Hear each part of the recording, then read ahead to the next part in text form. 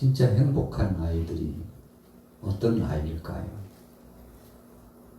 오늘 6절 말씀에 의해서 재해석해 보면 가장 행복한 아이는 어머니의 복중에 자신이 있을 때, 어머니의 태중에 자신이 있을 때 그 어머니가 하나님을 앙망하고 하나님을 찬송하고 하나님 앞에 기도하고 사랑하는 아이를 품었잖아요. 그래서 이 따뜻한 손을 가지런히 이 복부 위에 올려놓고 아이를 감싸고 기도하는 겁니다. 얘야, 너 참 귀중한 아이야. 하나님이 너를 만세전부터 택하셨단다. 그래서 이 어머니의 태에 네가 들어올 수 있도록 하나님이 허락하신 거야.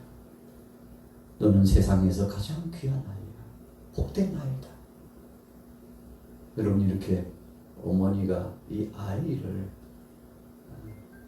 태중에 있을 때 아이를 위해서 기도하고 그리고는 찬송도 하면서 들려주고 하나님의 말씀을 낭낭한 목소리로 읽으면서 아이야, 들리나? 하나님의 말씀입니다. 들리지? 그럼 대화를 나누면서 말씀을 주거니 받거니 했다면 그 아이는 세상에서 가장 행복한 아이입니다. 오늘 시편 기자가 누구인가에 대해서는 적절하게 표현이 되어 있지 않아요. 저자가 미상으로 보이는 듯해요. 그러나 모든 문맥상 그 체험한 것이며 그 상황상 그 어법이며 문체, 그가 생각하고 있는 사상이며 이런 것들을 총망라해서 분석해 보면 저는 아마도 다윗 아니었을까 조심스럽게 그런 생각이 듭니다. 여러분, 누구이면 어떻습니까? 중요한 것은 그가 모세이든지 다윗이든지 아니면 또 다른 어떤 자이든지 간에 자기 자신이 어머니 태에 있을 때부터 이미 하나님께서 그와 함께 하시고 그를 선택하시고 그와 동행해 주시고 일거수일투족을 책임져 주셨다는 위대한 신앙 고백이 이 마음속에 자리 잡고 있었다는 거죠. 여러분, 그래서 아이들의 어렸을 적의 교육이 굉장히 중요합니다. 아이들이 성년이 됐는데 하나님 하자도 모른다고 한번 생각해 보세요. 성년이 됐는데 하나님을 부정하고 하나님을 욕보이고 살아간다고 한번 생각해 보세요. 여러분, 우리가 믿고 있는 그 하나님이 어떤 분이십니까? 정말 두렵고 떨림으로 그분을 경외하잖아요. 그분이 천지 만물을 창조하셨고 사람의 생사화복을 주관하셔서 오늘 우리가 이렇게 건재한 것도 사랑하는 자녀들과 이 모든 세계 족속들이 건재하게 요상히 이렇게 일상을 살아갈 수 있는 것도 하나님의 손길이 개입할 수 있기 때문이잖아요. 그래서 우리는 아이들이 어렸을 적부터 뭐 듣든지 아니 듣든지 명심하든지 막 크게 그냥 건성으로 듣든지 지체 없이 계속 메시지를 전하는 겁니다. 밥 먹을 때 그냥 먹지 않고 식탁에서 아이를 안고 기도하고 일부러 기도소리를 들려주고 그리고 교회 갈 때 같이 손을 잡고 교회 오고 한평생 모든 것을 잊어도 주님과 함께 동행하는 이것은 잊어서는 안 된다라고 계속 가르치고 지도할 수 있는 이 영적인 기운을 이 아이에게 불어넣는 것은 그 아이의 삶을 좌지우지하는 데 기초가 되고 아주 중요한 포인트가 되는 겁니다. 오늘 시편 기자가 이런 고백을 할 수 있었던 것은 그의 어머니의 몫이, 그의 아버지의 몫이 분명히 있었다는 것을 생각해 보는 겁니다. 자, 보세요. 5절 6절 같이 읽습니다. 시작. 주 여호와여, 주는 나의 소망이시여 내가 어릴 때부터 신뢰한 이시라. 내가 모태에서부터 주를 의지하였으며 나의 어머니의 배에서부터 주께서 나를 택하셨사오니 나는 항상 주를 찬송하리이다. 그랬잖아요. 내가 어릴 때부터 신뢰했습니다.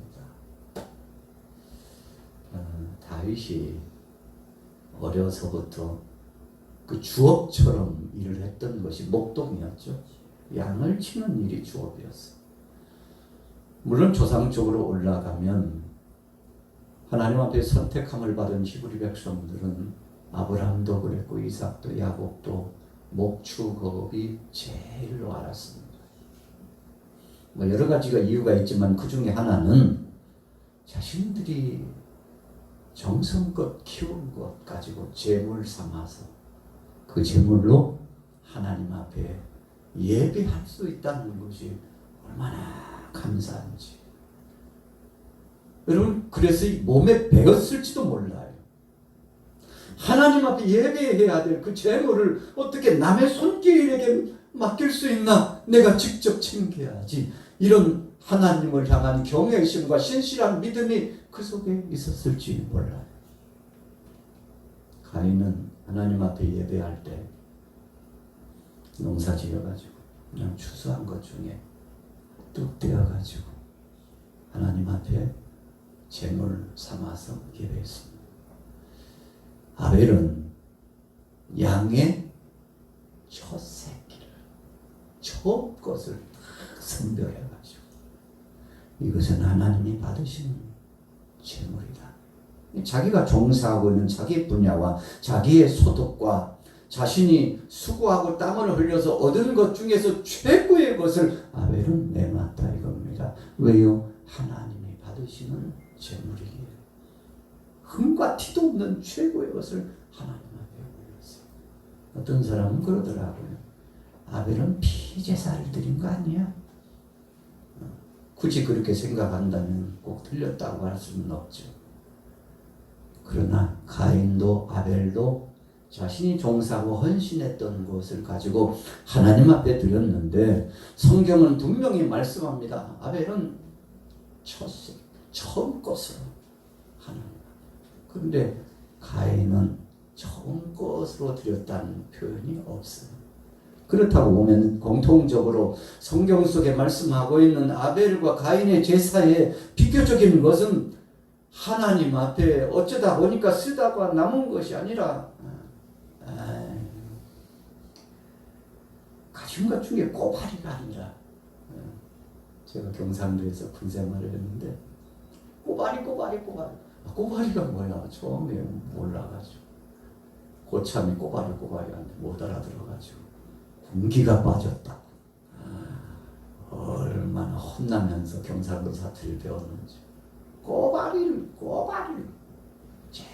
조금 안 좋은 거 가져왔다 이거. 아벨 마음속에는 하나님의 그 선하신 역사에 감사와 지금까지 그분이 함께 해주셔서 이처럼 풍요로운 것을 체험했는데 이거 다 하나님이 주셨는데 하나님께 올릴 때 최고의 것 가장 깨끗하고 귀하고 흠이 없는 것 올려드려야지. 이런 마음으로 하나님 앞에 올렸다는 겁니다. 그래서 가인의 제물은 하나님이 안 받으셨다고 그랬어요. 왜요? 하나님이 보시기에 합당치 않았다 이겁니다. 그 마음도 문제지만 그 제물도 문제였어요. 여러분 그러니까 이신전심이라고 그 마음 가는데 그 몸도 따라가고 생각도 따라가고 결과도 따라가는 거죠. 여러분 그래서 우리가 어떻게 생각하느냐에 따라서 하나님을 경외하고 그분을 존귀하게 생각하고 그분이 최고의 것을 받으셔야 된다고 생각하면 여러분 이 마음을 이 마인드가 이 마음보가 있어게 딱 자리 잡으면 그 다음에 그냥 줄줄줄줄줄 끼어서 나오듯이 나옵니다. 뭐가 나와요? 정성과 사랑과 감사와 영광과 영화로운 것을 하나님 앞에 올리고자 하는 선한 성품이 이 속에 배어가지고 툭 건들면 여기서도 튀어나고 툭 건들면 여기서도 튀어나고. 물풍선 보셨죠? 물풍선 꽉 치면 불로 튀어나가죠. 여러분 저와 여러분들은 최고의 것을 하나님 앞에 올려드리기 위해서 여기 오시는 거죠. 하나님은 그것을 받으셔. 이 마음을 받으세요. 여러분 우리가 생각만 하고 머물러 있으면 하나님께서 기뻐하시잖아요. 생각 따로 행동 따로 하나님 기뻐하시잖아요. 여러분 그래서 내 마음과 내 생각에 하나님을 향하여 나갔던 이 마음을 그대로 올려드리면 하나님께서 그것을 받으셨다.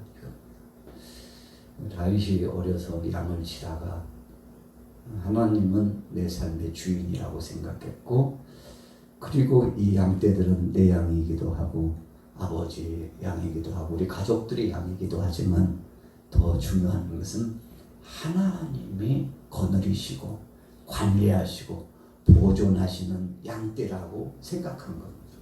그 어린 것이요. 그런 생각이 있었어요. 그래서 그는 문제가 있을 때마다 하나님 앞에 기도했어요. 맹수들이 와가지고요. 양떼들 늑탈해 가는데 큰일 났어요. 자, 공지 쪽에서부터 늑탈해 가는데 이러다가는 맹수떼에게 다 잃게 생겼어요. 그래서 여느 목동들도 그랬던 것처럼 물매를 잘 활용해가지고 이 맹수들을 쫓아내죠. 멀리 쫓아내. 가까이 근접하지 못하도록 겁을 주는 겁니다. 그런데요, 물맷돌을 가지고 쫓아서 멀리 쫓겨가고 거리를 두는 맹수도 있지만, 아이고 남의 것을 자기 것인 양 늑탈하려고 맘먹고 덤벼드는 맹수들은요 어찌할 수 없어요. 큰일 났다. 물매를 던져도 소용없어요. 계속 따라와요. 그 뒤쪽에서 한 마리씩 낚아채 가는 겁니다. 큰일 났죠.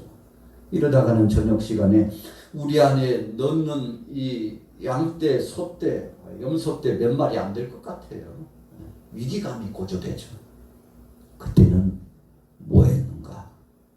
다시 하나님 앞에 기도하고 찬송하면서 달려갔습니다. 왜요? 이유가 있었어요. 하나님, 제 양떼입니까? 우리 아버지의 양떼입니까? 저는 그렇게 생각하지 않습니다. 이 양떼는 하나님의 양떼인 줄로 믿습니다. 이런 마음을 가지고 달려가는데 목숨을 내놓고 몸을 아끼지 않고 달려가가지고 하나님 알아서 책임져 달라고 달려가서 성경 표현 그대로 하면 사울왕에게 그러잖아요. 골리앗과 전장에서 싸우기 직전에 왕이야, 제가 양을 칠 때 사자나 곰이 나타나면 아버지가 맡겨진 양떼를 지키기 위해서, 내 양을 지키기 위해서 몸을 던져서 수염을 잡고 싸움에서 이겨가지고 양떼를 지켰나이다. 그런데 한갓 골리앗 저 정도쯤이야. 그런데 중요한 것은 그때마다 하나님이 저와 함께 해주셨고, 오늘도 하나님께서 골리앗 앞에 나갈 때 마치 양을 보존해 주시고 지켜주신 것처럼 선하고 유약한 저 같은 이 양을 하나님이 보호해 주시고 골리앗을 물리치게 해 주실 줄로 믿습니다. 여러분, 이때 다윗이 소년이에요. 소년 다윗. 오늘 5절에 분명히 그랬잖아요. 우리 따라 보겠습니다. 내가 어릴 때부터 신뢰하였나이다. 어릴 때부터 신뢰했대. 그래서 잘될 나무는 떡잎부터 알아본다. 저는 눈빛이 대단하다.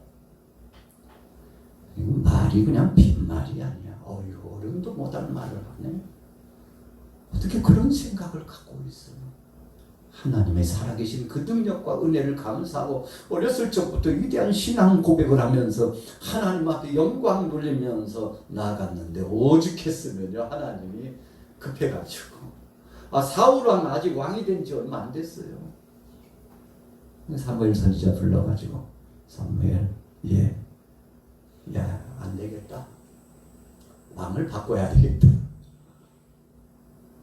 그리고는 하나님께서 종을 딱 찍어가지고 추스려서 뽑은 사람이 다윗인데 아직도 왕 되려면 그렇습니다. 길게 잡으면 앞으로도 15년이 더 걸려요. 한 15살에 기름 부음을 받았다고 하고요. 다윗이 30살에 왕이 됐으니까 아직도 왕 되려면 15년이나 많이 남았는데 하나님이 얼마나 급하셨는지 하나님의 마음이 막 감동에 와가지고 이 소년 다윗이 하나님을 즐겁게 하고 하나님을 감동시키고 그 양떼를 지키기 위해서 자기 몸을 던지는 것, 그것도 그냥 던지는 것이 아니라 하나님 앞에 기도하면서 하나님이 지켜주셔야 된다고 하고서 나가서 돌진해가지고 몸을 아끼지 않고 수고하고 땀을 흘리면서 수염을 자꾸 막 절절매는데 하나님이 아니 도와주실 수가 없어요. 그래가지고 하나님이 살짝 만졌죠. 사자 한번 만지고 곰 한번 만지니까요. 뒤로 자빠져가지고 떨어져 나가는데 다윗이 그랬을 거예요. 어린 마음에는. 그래도 내가 사자를 이겼다. 곰을 이겼다. 다윗이 한 겁니까? 아니에요. 그런데 나중에 보면 다윗도 알고 있었어요. 왕이여, 제가 아니고 하나님이 나와 함께 해주시니까 사자나 곰도 물리쳐 이길 수 있었던 거죠. 만군의 여호와 하나님, 살아계신 그 하나님이 오늘 이 현장에 함께 하신다면 능히 승리할 줄로 믿습니다. 이 위대한 신앙 고백을 하고 선포를 하니까 사울왕을 비롯한 7 형들이요 부끄러워가지고 숨을 곳을 찾았을지도 모르죠. 어떻게 동생 다윗이 저런 마음을 가졌을까? 여러분, 인간의 마음이 아니죠. 다윗의 속에는 우리 같이 따라하고 있습니다. 성령이 주의 말씀이 함께 했나이다. 그겁니다. 여러분, 우리는 지혜도 부족하고요. 약한 게 너무 많습니다. 그런데 말씀이 함께하고 성령이 함께하면 달라지더라는 겁니다. 여러분, 그래서 우리는 걱정할 거 없어요. 자녀들 때문에, 손주들 때문에, 우리 동역자들 때문에 왜 요 모양 요 정도밖에 안 되냐고 막 이런 불량적으로 또 때로는 상황적으로 여러분들이 걱정하고 근심할 수 있으나 걱정할 필요 없습니다. 하나님을 신뢰하고 하나님 앞에 맡기면 하나님께서 적절한 때에 하나님이 갚아주시고 안 되면 되게 해서라도 있는 것을 없는 것을 있는 것처럼 불러오신다고 그랬잖아요. 하나님은 그런 분이에요. 무에서 유를 창조하신 분이라고 말씀하셨잖아요. 그래서 우리가 하나님을 신뢰하고 하나님 앞에 맡기는데 어린 것이 하나님은 제가 어렸을 때부터 함께했다고 그 마음의 고백을 하면서 하나님, 살아계신 하나님, 능력의 하나님, 저는 어머니의 태 속에서도 주의 음성을 듣고 주의 말씀을 듣고 주님을 찬양하는 소리를 듣고 기도를 먹고 자란 아이입니다. 그러면서 청소년 시절을 보내고 지금 성년이 되었는데 모든 것들이 주마등처럼 다 스쳐 지나갑니다. 그때 선한 영향력을 주었던 어머니의 생각, 할머니의 생각, 할아버지의 생각, 아버지의 생각, 형, 오빠, 누나 함께 했던 동역자들의 생각이 자꾸만 스쳐 지나갑니다. 여러분, 이런 고백을 오늘 여러분들을 보면서 주위 사람들이 그렇게 칭찬하면서 고백했다면 얼마나 좋은 일입니까? 오늘 시편 기자는 생각해 보니까 모든 것이 주님의 은혜였어요. 그런데 지금 상황은 어땠나요? 막 탄탄대로 잘 나간다요. 천만의 말씀. 여러분, 우리가 신앙생활 하다 보면 잘 될 때도 있지만 안 될 때가 훨씬 더 많아요. 그래서 100이라면 한 30 정도는 우리가 원하는 대로 이루어지고 한 70 정도는 원하는 대로 안 돼가지고 너무 그것이 골이 깊어지면 나중에는 막 스트레스를 받아가지고 짜증이 나가지고 컨디션이 떨어져가지고 하나님 안 계신 것 같기도 하고 이러다가 아유 참 삶의 무대 진짜 그냥 사는 것이 왜 이렇게 힘드냐고. 족장시대에 아브람, 이삭 말고 족장시대에 가면 아브람 말고 이삭 말고 그 다음 누가 있죠? 야곱이 있습니다. 야곱의 삶은 참 파란만장했습니다. 너무 어려움을 많이 겪어가지고요. 그가 애굽의 바로왕 앞에 딱 서게 되고 바로왕을 축복 기도까지 하잖아요.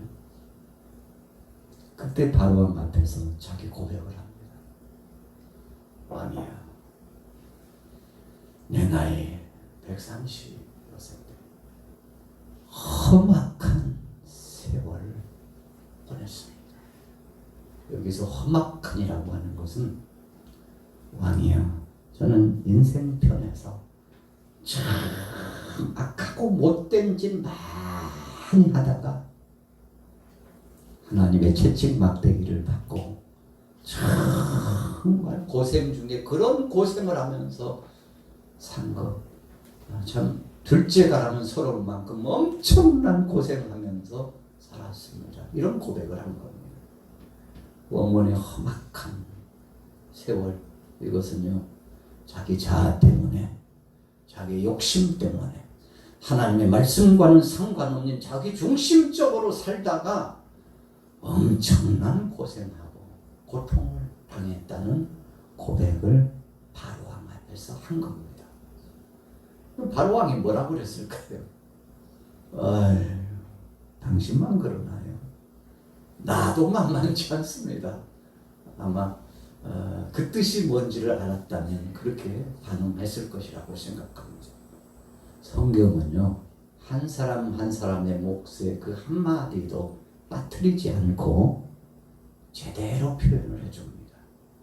그러니까 야곱이 자기 인생론을 살펴보건대 한마디로 하면 하나님 뜻 거스리다가 엄청난 고생을 하면서 하나님 앞에 돌아온 자, 회복되는 자가 되었다는 뜻인데, 자, 오늘 본문의 시편 기자 좀 순탄하면 안 되나요? 진짜 어려움이 많았어요. 자, 볼까요? 성경을 한번 볼게요.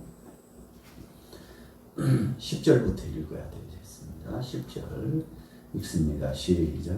내 원수들이 내게 대하여 말하며 내 영혼을 엿보는 자들이 서로 꾀하여 이르기를 하나님이 그를 버리셨은즉 따라잡으라 건질 자가 없다 하오니 하나님이여 나를 멀리하지 마소서 나의 하나님의 속히 나를 도우소서 내 영혼을 대적하는 자들이 수치와 멸망을 당하게 하시며 나를 모해하려 하는 자들에게는 욕과 수욕이 덮이게 하시며 나는 항상 소망을 품고 주를 더욱 찬송하리이다.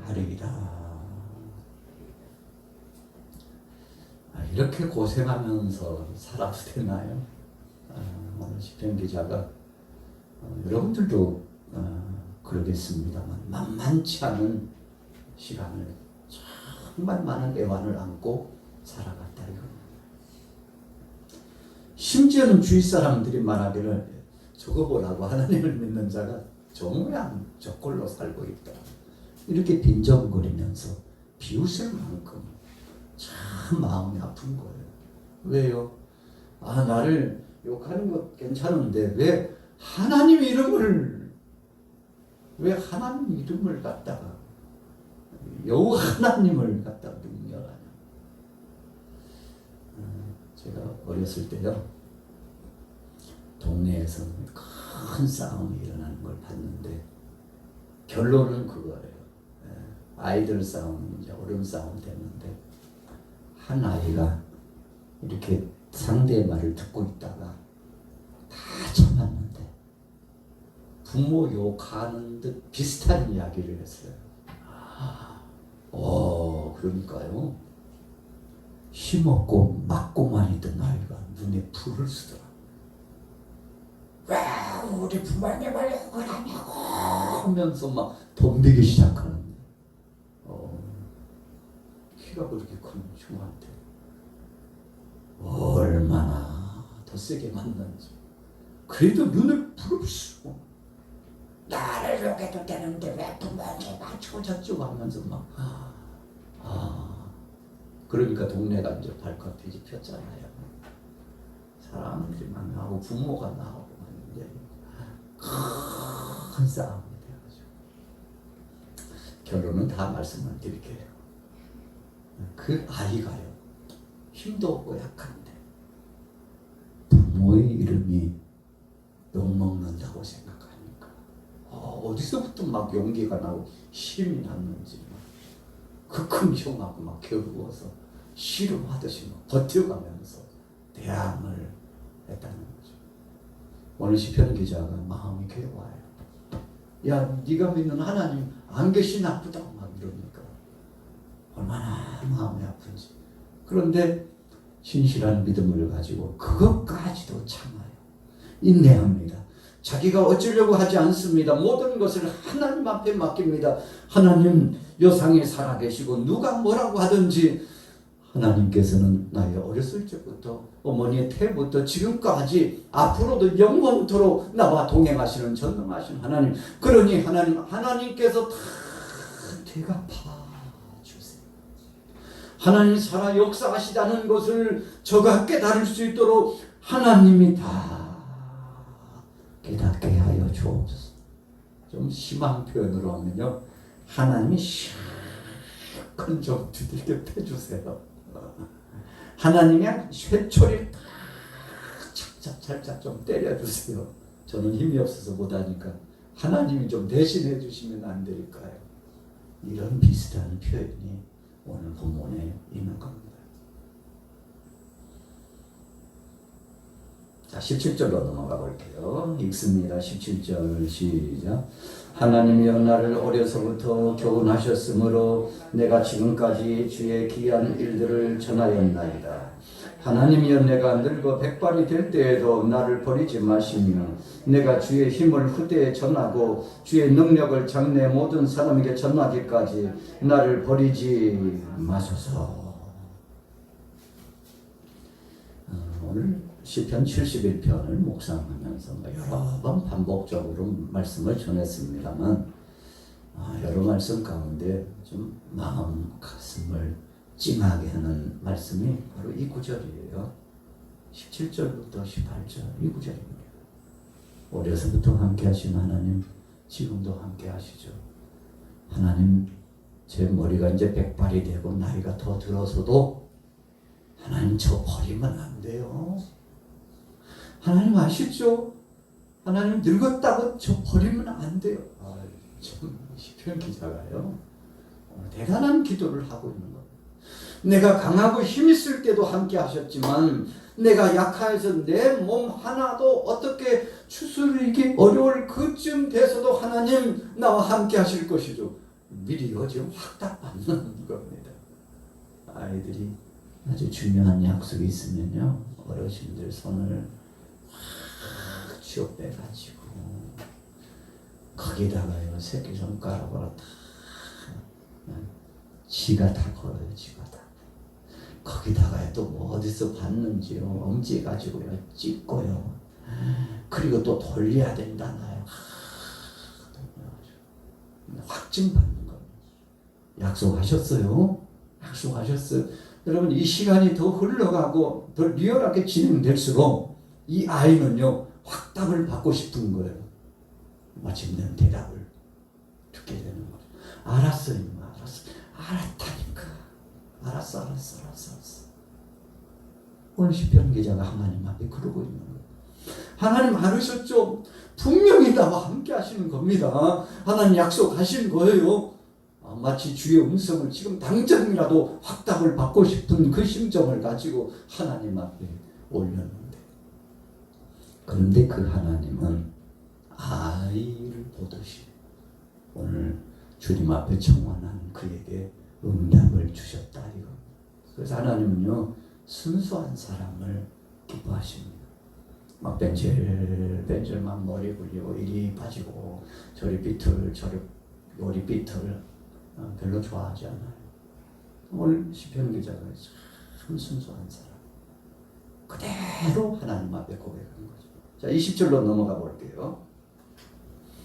20절에서 읽습니다. 시작. 여러 가지 심한 고난을 보이신 주께서 우리를 다시 살리시며 땅 깊은 곳에서 다시 이끌어 올리시리이다. 자 거기 보세요. 우리에게 여러 가지 심한 고난을 보이신 누구요? 주께서. 요셉이 형들 때문에 참 속상한 일 많았잖아요. 마지막에 형들을 눈물을 흘리게 하고 마음을 적신 이야기가 형님들이 나를 팔았으므로 근심하지 마세요. 형님들이 아니고 하나님께서 만민의 생명을 구원하시려고 일찍 일찍이 한 20-30년 전에 하나님이 나를 그렇게 이스마엘 상인들에게 팔리게 하고 여기까지 오게 해서 총리로 만드셨는데 생각하고 보니까 참 감사한 일이에요. 형님들 걱정하지 마세요. 감사하다니까요. 감사. 하나님이 그렇게 하신 거라니까 걱정하지 말라고. 이보다 더 안도의 한숨을 쉬게 하는 게 어디 있습니까? 형님 용서하고 말고요. 이제 다 잊었어요. 이 말하고. 무슨 소리예요? 나는 그런 생각을 한 번도 한 적이 없고 하나님이 그렇게 하셨다고 그때부터 지금까지 그렇게 생각하고 있었다니까요. 이거하고 형들이 뭘 더 신뢰하겠어요? 후자죠. 아예 이 속에 없다는데 머릿속에도. 아유 형님들 그때는 참 속상하고 마음도 아프고 원망도 많이 했어. 막 울먹이면서. 그런데 지나놓고 보니까 그런들 뭔 소용이 있냐고. 이렇게 하면 얼마나 그 부담됐겠어요. 아이고 저놈이 그래도 마음에 앙금이 있구나. 가슴에 담아놓고 있구나. 아이고 이러다가 어떡하지. 우리 대 말고 우리 후세대 자녀들 세대 손주 세대 해코지 하면 어떡하지. 막 걱정이 대상 같을 수 있잖아요. 그런데 아니란 말이에요. 나는 한 번도 그런 생각을 한 적이 없고 내가 아니고 당신도 아니야. 하나님이 하신 거라. 하나님이 하신 거라. 여러분 그게 말씀의 고백 20절에 있는 겁니다. 그 심한 고난과 고통으로 여기지 않고 하나님이 잠깐 거쳐가도록 정금같이 되도록 욥을 훈련시키신 것처럼 하나님께서 훈련시킨 것이라고 생각하고 있었으니 하나님이 얼마나 기뻐해 하셨을까요? 그러면서 21절에 더욱 창대케 해주시고 하나님께서 모든 것을 잊고 회복을 주셔가지고 이제는 내가 그분을 찬송하지 않을 수 없다고. 그 하나님은 어제도 오늘도 영원토록 함께 하신다고. 여러분 이렇게 오늘 시편 71편이 끝나고 있죠. 여러분들은 어떤 생각을 갖고 지금까지 살아오셨습니까? 한 번쯤 우리 자신들의 그 뒤안길을 뒤돌아볼 필요가 있습니다. 그리고요 자기만의 마음의 일기장에 한번 써보세요. 진짜 아찔했는데 하나님이 보호하사 여기까지 왔다고. 이렇게 감사하고 고백하면 하나님이 이 마음까지도 보시고 우리의 고백도 들으실 줄로 믿습니다. 오늘 모태에서부터 주를 의지하였어요. 어머니 태에서부터 주님을 의지했다고 하니까 보통 믿음이 아니잖아요. 오늘 여러분들에게도 이런 진실한 믿음으로 끝까지 승리하고 하나님을 기쁘시게 하기를 예수님의 이름으로 축원합니다.